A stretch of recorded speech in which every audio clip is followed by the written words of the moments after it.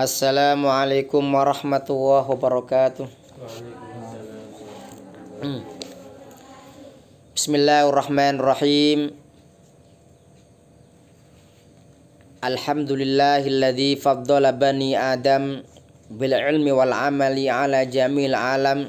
Wassalatu wassalamu ala Muhammadin sayyidil arabi wal ajam wa ala alihi wa sahbihi ya nabiil ulumi wal hikam. Qala Allah Ta'ala fi kitabil karim. A'udzu billahi minasyaitonir rajim. Infiru hifafan wa thiqalan wa jahidu bi amwalikum wa anfusikum. Qala sallallahu alaihi wasallam, ni'matani maghbun fihima katsirun minan nas, as-sihhatu wal faragh wa ba'd. Ayul hadirun wal hadirat, segenap jamaah pengajian Sabtu pagi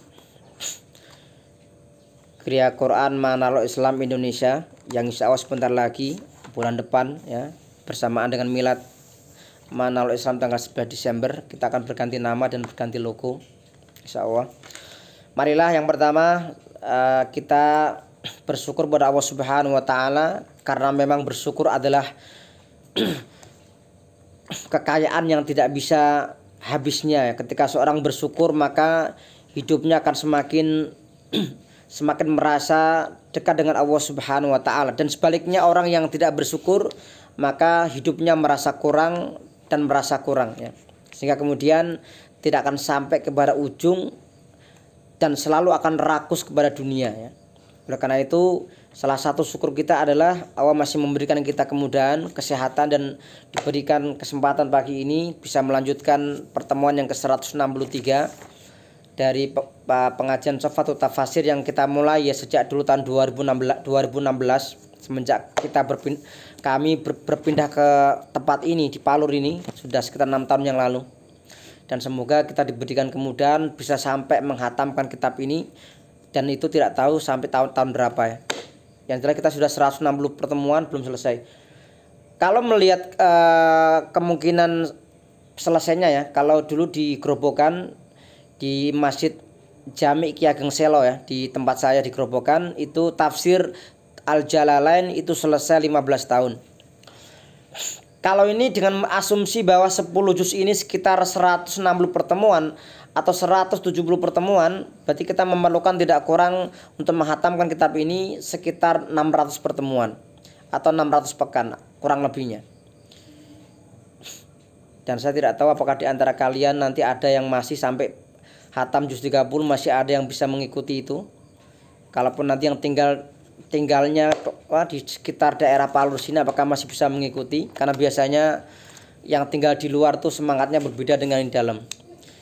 Yang di dalam ini kan ikut karena kalian kok ada di pesantren dan itu kewajiban mengikuti kegiatan ini.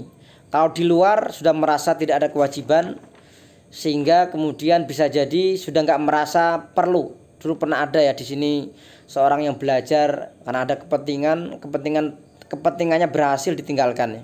Seperti itu. Maka itu nanti kita kembali ke niat kita masing-masing. Kalau niat kita di sini punya kepentingan ya, tapi kepentingan itu kepentingan selain Allah, ya sudah. Kalau nggak ada kepentingan dan nggak berlaku, maka ngajinya ditinggal. Tetapi kalau Anda di sini punya kepentingannya inti berthalabul ilmi, kepentingannya ingin mendapatkan ridha Allah Subhanahu wa Ta'ala, kepentingannya untuk bersilaturahim dengan Manarul Islam, maka tentu setiap pertemuan akan berusaha mengikuti. Dan memang dulu sempat beberapa kali vakum ya, karena setelah pandemi itu vakum, kemudian kita hidupkan alhamdulillah sekitar hampir 2 bulan terakhir ya, kita mulai rutin lagi, dan semoga kita sampai waktu yang akan datang diberikan kemudahan untuk menghatamkan kitab ini. Kalaupun yang menghatamkan bukan saya yakin bahwa ada orang-orang setelah saya yang nanti bisa melanjutkan dan menghatamkan di sini. Pokoknya syaratnya ya di sini harus siap untuk menghatamkan kitab Sofatul Tafasir ini. Ini kitab yang luar biasa ya, kitab yang ditulis di generasi abad modern. Kemudian kitab ini ditulis ulama besar ya, ulama besar dari Timur Tengah, dan kemudian menggunakan metode penulisan yang kontemporer. Kemudian juga kitab ini Kalau di Indonesia itu punya wakilnya, punya semacam kayak agen resmi di Jakarta. Jadi kalau semua orang mau menerjemahkan atau terkait menerbitkan kitab itu harus minta izin di agennya di Jakarta. Dan itu punya hak paten, tidak asal menerjemahkan ya. Tapi harus izin sama hak cipta, karena setiap karya itu ada hak cipta ya. Maka dulu ketika saya kuliah di Al-Azhar itu, kalau ada seorang mahasiswa dia kemudian motokopi materi kuliah itu langsung dosennya langsung, apalagi dosennya itu yang langsung yang mengajar itu diambil fotokopinya disobek di hadapan para mahasiswa yang lain. Kenapa? Itu tidak menghormati karya. Dan ada undang-undang karya itu ada ya, undang-undang hak cipta itu ada. Maka saya sampaikan ada ya di sebagian lembaga yang itu ada anak kembar ya, anak kembar 2 orang, itu yang satu beli buku tahsin, yang satu nggak mau beli. Saya sampaikan kalau misalkan orang tua kalian itu punya anak kembar 10 misalkan, dan semua ngaji tahsin dengan saya, semua harus punya masing-masing semuanya. Kenapa? Itu masalah hak cipta ya.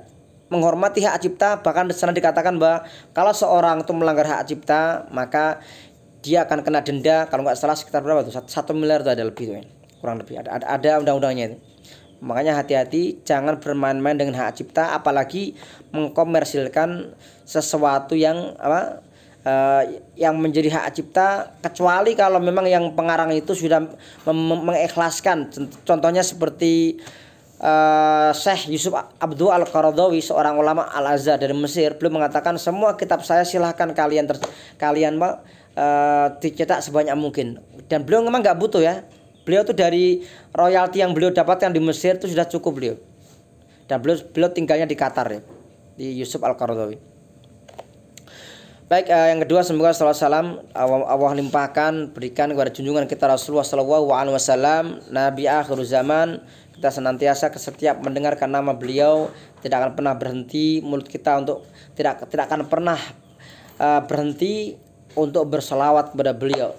Sallu ala Muhammad, sallu ala Sayyidina Muhammad, sallu ala Ali Muhammad, sallu ala Ali Sayyidina Muhammad. Baik, silakan yang bagi yang mau menyimak surah At-Taubah ayat 61 ya. Bismillahirrahmanirrahim.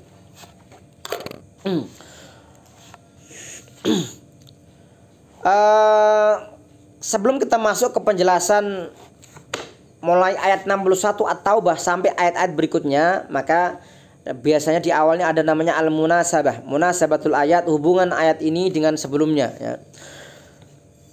Ayat-ayat ini masih membicarakan mengenai orang-orang munafik, menjelaskan tentang bagaimana bahaya mereka, memberitahukan kepada orang-orang yang beriman bagaimana tipu daya orang-orang munafik ya. Maka pada mulai ayat ini, ayat yang 61 ini, Allah Subhanahu wa taala menyebutkan ya, menyebutkan beberapa bentuk-bentuk atau menyingkap keburukan mereka. Apa itu? Di antaranya pertama, orang-orang munafik mereka menyakiti Rasulullah SAW ya. Yang kedua, mereka berani bersumpah dengan sumpah yang dusta. Makanya dalam persidangan ya hakim, maka dikatakan dalam pembahasan fikih ya, bagaimana mengutip dari hadis Rasulullah SAW, al-bayyinatu 'alal mudda'i, bukti itu bagi orang yang menuduh ya, wal yaminu 'ala man angkar, dan sumpah bagi yang menolak, dia menolak tuduhan itu. Maka kalau orang menuduh, mana buktinya? Orang yang menolak tuduhan, mana sumpahnya? Ya, maka kemudian dikenallah yang namanya sumpah-sumpah dalam ada dalam Islam namanya sumpah mubahalah. Mubahalah ini ketika terkait mengenai sumpah, sebagaimana Rasulullah SAW saat itu ya mengajak kepada orang-orang ahlul kitab, bagaimana kalau kita bertemu summana betahil, kalian undang anak kalian, istri kalian, kami juga sama, summana betahil, kemudian kita bermubahalah, fanaj'al la'natallahi 'alal kadhibin, maka kami akan jadikan laknat Allah untuk orang-orang yang dusta. Dan kemudian orang-orang ahlul kitab saat itu ya, mereka tidak berani bersumpah di hadapan Rasulullah. Kalau seandainya saat itu mereka bersumpah ya, tentu kita tidak akan menemukan orang Kristen, orang Yahudi saat ini. Kenapa? Udah hancur semua dengan sumpah itu. Di zaman modern pernah terjadi ya, itu di zaman ketika Syekh Al-Amrisari, saya agak lupa namanya. Syekh Amrisari saya di India. dia bermubahalah dengan seorang bernama Mirza Ghulam Ahmad, seorang yang mendirikan sekte Ahmadiyah. Ahmadiyah ini sekte yang meyakini bahwa setelah Muhammad ada nabi lagi yang bernama Mirza Ghulam Ahmad. Dia seorang yang diyakini sebagai nabi mereka. Memang ada dua sekte ya, ada namanya sekte Qadianiyah, sekte Lahori. Kalau orang-orang Lahori mereka mengatakan bahwa Mirza ini hanya sebatas pembaharu. Tapi kalau sekte Qadian mereka sampai meyakini Mirza ini seorang nabi, meskipun mereka kemudian memberikan tambahan nabi yang tidak membawa syariatnya. Tapi kemudian saat itu Mirza itu dimubahalah seorang ulama dari Amritsar di India. Intinya mubahalahnya adalah kalau seandainya siapapun di antara kita yang keyakinannya salah, maka orang yang membawa itu akan mendapatkan laknat dan mendapatkan azab dari Allah Subhanahu wa taala. Maka tak lama setelah mubahalah itu ya, tak lama setelah mubahalah antara Syekh Al-Amritsari dengan Mirza Ghulam Ahmad, Mirza ini terkena penyakit misterius. Kalau disebutkan dalam kitab-kitab yang bicara mengenai buku yang bicara mengenai Mirza ini, beliau meninggal itu baunya penyakitnya itu busuknya bukan main. Dan kemudian ketika dia mau dimakamkan, tidak ada tanah yang mau menerima pemakaman dari Mirza Ghulam Ahmad. Sama dengan Kemal Atatürk ya, yang dianggap bapak pembangun Turki, bapaknya Turki Atatürk, tapi dia ketika meninggal sama, tidak ada tanah yang mau menerima. Kenapa? Itu azab dari Allah Subhanahu wa taala ya. Kemudian yang lain, keburukan mereka adalah mereka mengolok-olok ayat Allah Subhanahu wa taala. Maka Quran mengatakan, "Qul," katakanlah wahai Muhammad, katakanlah kepada orang-orang munafik itu, "Qul abillahi wa ayatihi wa rasulihi kuntum tastahzi'un." Katakanlah, apakah dengan ayat Allah, apakah dengan Allah, ayat-ayatnya, kemudian rasulnya kalian mengolok-olok. Maka dalam Islam itu ada tiga hal yang sangat sakral ya, tidak boleh dimain-mainkan. Qul abillah, Allah, kemudian ayatnya ya. Maka kadang-kadang dulu pernah ada seorang gubernur di Jakarta ya, dulu pernah ada itu gara-gara menghina satu ayat ya, mengatakan menista Al-Maidah 51. Gara-gara itu kemudian itu ada rekamannya ketika beliau di Pulau Pramuka di Kepulauan Seribu ya, beliau ketemu di sana, kemudian ada rekamannya. Dan kalau kita hitung yang beliau ucapkan itu nggak banyak, itu nggak sampai 1 menit. Kalau mungkin didetikin mungkin sekitar ya di bawah 30 detik. Tetapi hanya ucapan di bawah 1,5 menit saja itu bisa menggegerkan orang-orang sedunia ya. Kemudian banyak orang yang datang ke ibu kota mengadakan aksi demi aksi.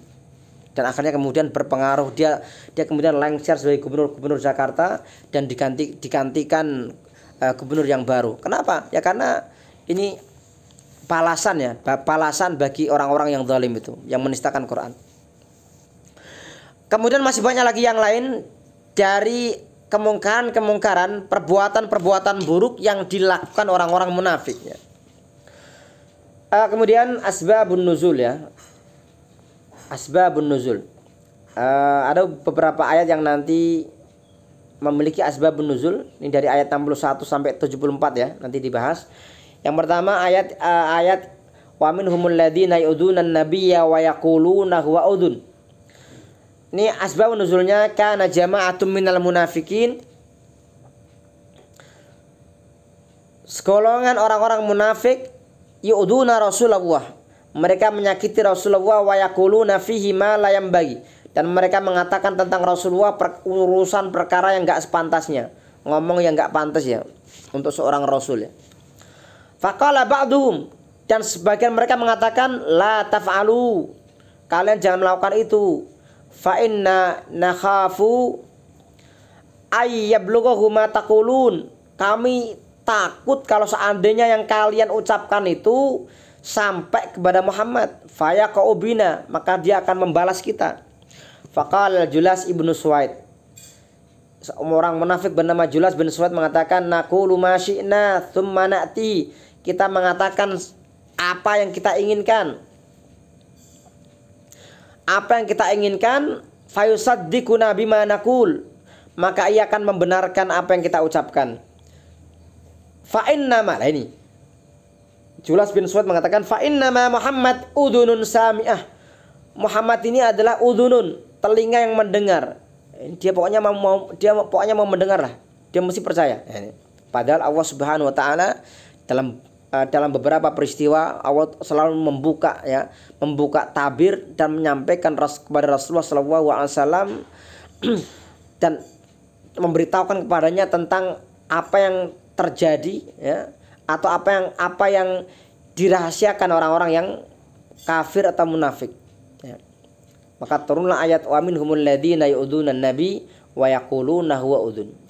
Kemudian selanjutnya nanti ada ayat yang akan kita bahas, ya, yahdharul munafiquna ang tunazzala alaihim. Mujahid, ini seorang mufassir, beliau mengatakan kanal munafiquna ya'ibuna Rasulullah fima bainahum. Orang-orang munafik mereka mencela Rasulullah fima bainahum, di antara mereka. Ini kalau mereka kumpul-kumpul, ya, kalau mereka ngobrol-ngobrol, mereka ngerasani. Ini kebiasaan kumpul, ngobrol, ngerasani perlu kita hilangkan, ya. Ini biasanya kalau ada acara-acara itu, kalau ada A ketemu B ngerasani C, B ketemu C ngerasani D, ya, C ketemu D ngerasani A, ya, D ketemu A ngerasani B. Artinya saya sering sampaikan bahwa kalau Anda itu bersama dengan seorang yang ngerasani orang, Anda jangan senang dulu, Anda jangan bangga, ya. Anda merasa Anda bangga bisa ngerasani orang. Kenapa? Karena Anda kalau nggak ketemu mereka, Anda yang dirasani mungkin. Makanya ada namanya di kampung itu namanya jamaah rasan-rasan, ya. Jadi kalau mereka kumpul tuh ngerasani, kemudian setelah itu abel ngerasani dilebur, ya. Ya dengan baca Yasin, Waqiah itu kan melebur dosa. Dia ngerasani ngusuk ngerasani meneh, ya. Ini. Makanya penyakit masyarakat, ya. Padahal Quran mengatakan ya ayyuhalladzina amanu stanibu katsiran minadz-dzan, kalian jauhilah kebanyakan prasangka. Kebanyakan prasangka itu adalah dosa. Jadi hati-hati dengan berprasangka pada orang lain.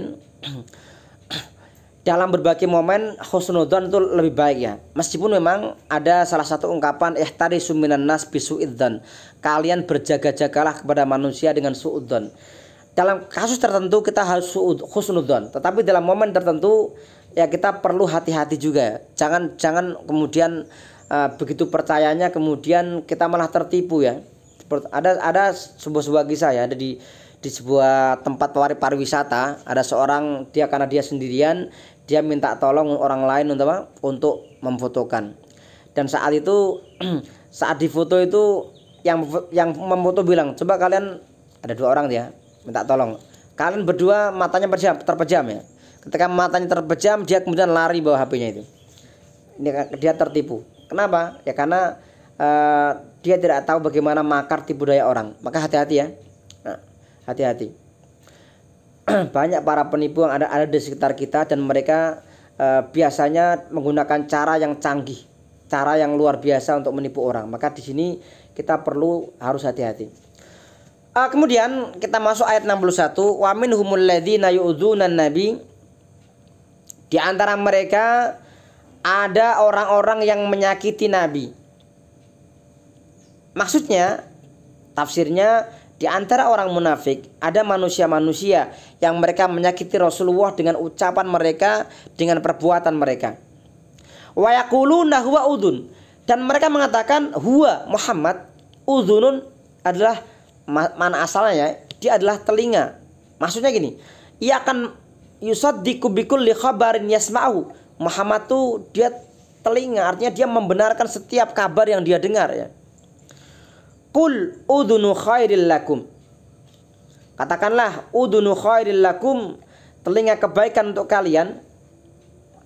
Ini maksudnya telinga kebaikan, bukan telinga keburukan. Muhammad ini mendengar kebaikan dan mengamalkan, dan ia tidak mengamalkan keburukan ketika ia mendengarnya. Jadi gini, Rasulullah SAW memang beliau mendengar, tetapi beliau mendengar ini hanya mendengar kebaikan. Kalau yang namanya keburukan, dosa, beliau tidak melakukan itu, ya. Yu'minu billah, ia beriman kepada Allah, wa yu'minu lil mu'minin.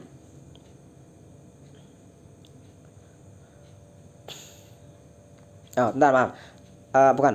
Yu'minu billah, Rasulullah merasa aman dengan Allah. Maksudnya Allah, Rasul selalu membenarkan Allah yang Allah ucapkan. Iya, maksudnya yu'minu billah. Wa yu'minu lil mu'minin, dan Rasul selalu membenarkan orang-orang yang beriman setiap apa yang mereka kabarkannya. Jadi artinya ketika Rasul itu mendengarkan apa kata Allah dan mendengarkan apa kata orang beriman. Lah kalian tuh orang-orang munafik, ya Rasul nggak akan mendengar kalian, itu dalam bahasa seperti itu. Wa rahmatul lil ladzina amanu minkum, dan rahmat bagi orang yang beriman di antara kalian. Artinya Rasul itu adalah rahmat. Maka kalau kita membaca pembukaan Undang-Undang Dasar 45 atau apa? Atas berkat rahmat Allah. Siapakah rahmat itu? Ya Rasulullah. Maka ini bukti bahwa para pendahulu kita itu mereka luar biasa membuat pembukaan undang-undang itu, mereka sudah sangat teliti atas berkat rahmat Allah. Lah rahmat Allah itu Rasulullah, wa ma arsalnaka illa rahmatan lil alamin. Dan kami tidak mengutusmu kecuali rahmat, menjadi rahmat bagi alam semesta ini. Makanya betapa hebatnya ya jasa kaum muslimin. Pertama kalau kita lihat ya, Soekarno, negara kita berdiri dulu ya, siapa yang menyumbang? Semua keraton Islam, kerajaan Islam itu menyumbang, memberikan sumbangan kepada negara yang baru berdiri, yang masih pontang-panting masalah ekonomi, belum punya modal yang besar. Itu banyak kerajaan yang kemudian membantu. Kita tidak bisa kita hitung berapa besar dana yang dikirimkan Sultan Kasim ya, yang kemudian namanya diabadikan sebagai Universitas IAIN di Riau itu. Itu besar yang diberikan, berapa emas yang belum berikan, berapa yang diberikan Keraton Jogja kepada pemerintah Jakarta saat itu. Luar biasa jasa kerajaan Islam. Termasuk dari sumber daya manusianya sama, yaitu banyak pahlawan kita ini muslim mayoritas ya. Semua pahlawan yang membela kemerdekaan itu muslim. Termasuk di sini Mbah Muhammad SAW, beliau adalah rahmat ya. Dia rahmat bagi orang beriman. Kenapa rahmat bagi orang beriman? Karena Muhammad atau Rasulullah adalah yang menyebabkan mereka beriman. Dalam artian itu pun juga wasilah juga ya, karena yang sebenarnya memberikan hidayah adalah Allah Subhanahu wa taala. Tetapi karena beliau yang menyampaikan dakwah itu, maka sepertinya beliaulah yang menjadi penyebab, dalam tanda kutip, wasilah, sarana atau penyebab imannya mereka ya, beriman dan berislam. Walladzina yu'duna Rasulullah lahum adzabun alim, dan orang-orang yang mereka menyakiti ya. Mereka menyakiti Rasulullah, maka mereka mendapatkan azab yang pedih. Lanjutannya ayat yang ke-62 sekarang, yahlifuna billahi lakum. Mereka bersumpah dengan nama Allah lakum kepada kalian, liyurdukum, supaya mereka mengambil ridho kalian semuanya. Jadi orang-orang munafik itu sok bersumpah supaya orang-orang beriman mereka yakin mereka beriman ya. Padahal mereka imannya itu iman yang tidak sebenarnya. Wa ma hum bimu'minin. Casingnya iman, dalamnya itu hancur ya. Dalamnya itu kafir. Maka Allah itu tidak melihat casing ya, tapi melihat casing dan isi ya, dalamnya.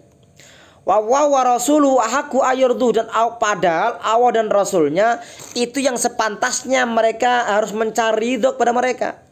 Makanya Rasulullah SAW ketika dalam peperangan ya, beliau tidak memberikan ghanimah kepada para sahabat Ansor saat itu. Mereka protes, ya Rasulullah, kenapa engkau berikan mereka orang-orang baru masuk Islam, engkau berikan yang namanya onta, kambing atau rampasan perang, kenapa kami enggak engkau beri ya Rasulullah? Kata Rasulullah, wahai orang-orang Ansor, kalian sekarang pilih yang mana? Mereka pulang membawa onta ya, mereka pulang membawa kambing, membawa rampasan perang, dan kalian pulang membawa Rasulnya, Rasulullah. Mereka mengatakan, ya Rasulullah, kami ridho dengan engkau. Luar biasa mereka. Ingkanu mu'minin, semestinya mereka itu mencari ridho Allah dan Rasulnya. Ingkanu mu'minin, jika mereka itu orang-orang yang beriman. Jadi mereka ini orang yang salah mencari ridho ya.